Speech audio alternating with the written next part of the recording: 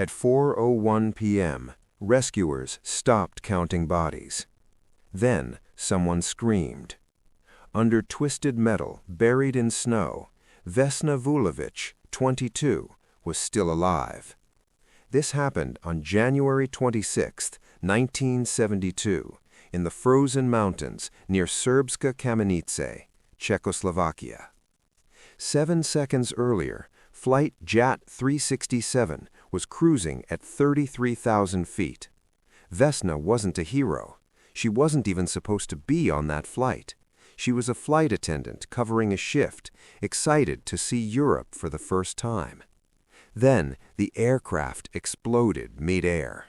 No warning, no turbulence, just a violent rupture, metal tearing apart, oxygen ripped away, bodies thrown into the sky. The plane disintegrated. Passengers, crew, luggage scattered across miles of forest like falling debris. Everyone died on impact. Everyone except Vesna. Her section of the fuselage broke off and slammed into a snow-covered slope cushioned by trees and ice.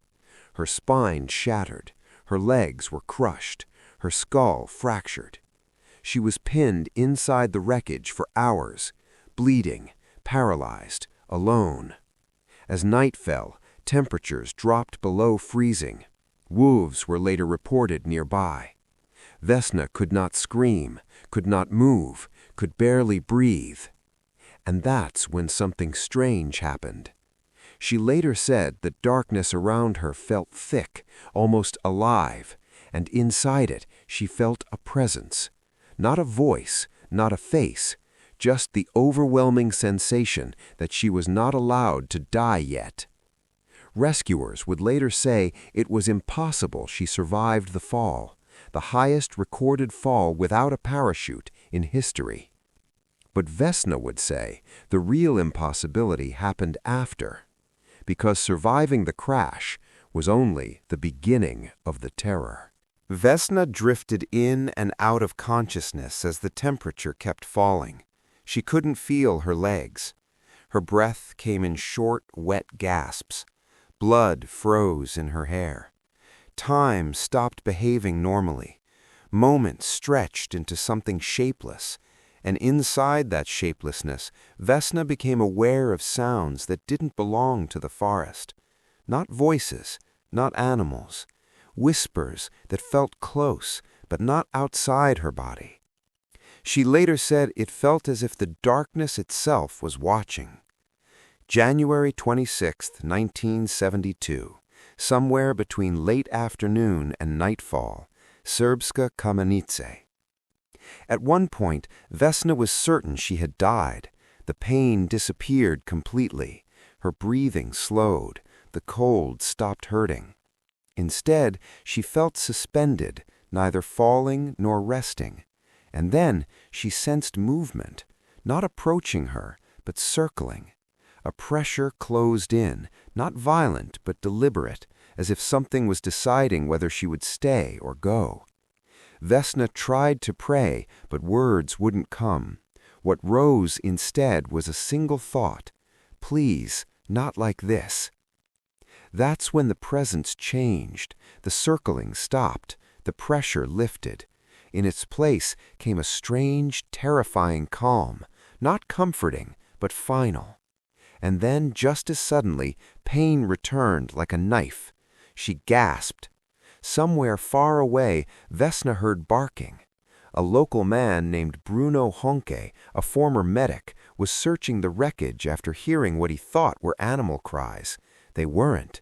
They were Vesna's breath rattling through broken lungs. When he reached her, Honke froze. He later said her eyes were open, but she didn't look alive. And yet, she was breathing. He wrapped her in his coat and waited with her for hours until help arrived. Vesna never remembered his face clearly, but she remembered the feeling that the moment the presence withdrew, another human presence replaced it. And she understood something she would only fully grasp years later. Whatever had spared her did not act alone. Vesna woke up 27 days later. February 22nd, 1972. A hospital room in Prague. The first thing she heard was crying. The second was silence, the kind that follows when someone realizes you weren't supposed to wake up. Doctors stood frozen at the foot of her bed. Vesna tried to speak. Nothing happened. Her body was wrapped in casts. Metal rods held her together. Her spine had been shattered in multiple places. The prognosis had already been written: permanent paralysis, possibly brain damage. They told her she would never walk. They told her she should be grateful to be alive. But Vesna felt something far more disturbing than pain: guilt. Everyone else on Flight 367 was dead.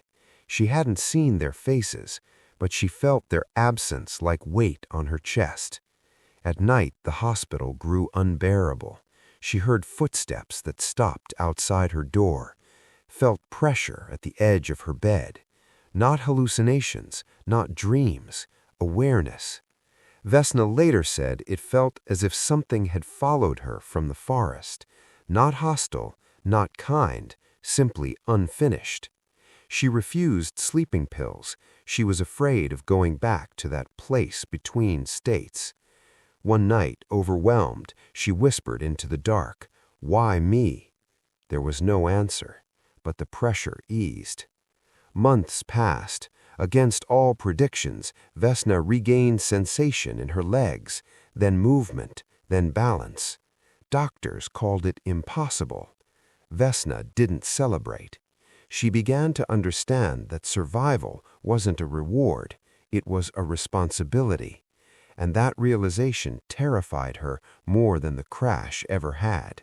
Because living meant carrying something invisible, something no one else could see, but she could feel every day. By 1974, Vesna Vulović was walking again.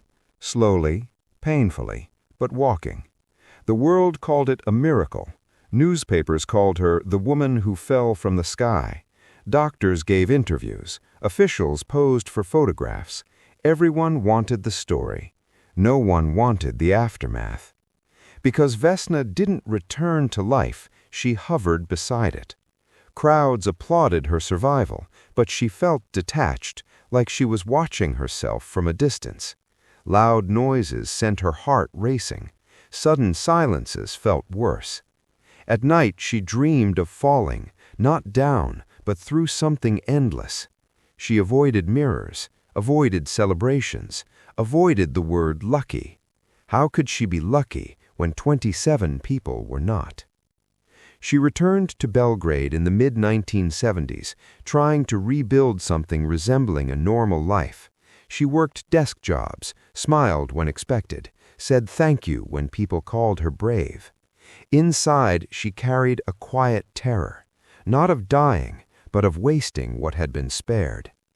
Vesna began visiting hospitals, not as a celebrity, but quietly, sitting with patients who had no visitors, holding hands, listening. She never told them her story unless they asked. She discovered something unexpected. When she focused on someone else's pain, the weight inside her chest eased. She realized the presence she felt after the crash no longer followed her in fear-filled moments. It appeared instead in acts of compassion, not as a sensation, as alignment. Years later, Vesna would say survival didn't make her special. It stripped her of excuses. And yet one final truth still haunted her, a realization that would define the rest of her life. Years later, during a quiet interview in Belgrade, Vesna Vulović was asked the question everyone wanted answered. Why do you think you survived? She didn't respond immediately. She looked down at her hands, hands that once couldn't move, hands that now held others in hospital rooms when no one else came. Then she said something unsettlingly simple. I think I lived so I wouldn't live only for myself again. By then, decades had passed since January 26, 1972. Vesna had outlived expectations, predictions, and definitions. She never claimed to know what intervened in that forest. She never gave it a name. What she knew was this: when she was trapped, broken, freezing, unable to scream, something held the space open long enough for another human being to arrive. And after that, her life followed the same pattern. She stayed open long enough for others. Vesna lived modestly. She avoided attention. She gave quietly. She listened deeply. Friends said she had an unusual way of being fully present, as if every conversation mattered more than it should. She never married, never had children, but she became something else, a witness to fragility, to mercy, to the thin line between presence and absence. Before her death in December 2016, Vesna told a friend something few people heard. Surviving isn't the miracle. Staying human after surviving is. She had fallen farther than any human should live through. And yet, what changed her forever wasn't the fall. It was what followed. She survived when everyone else didn't, and she never lived the same again. Not because she was haunted by death, but because she finally understood the weight of life.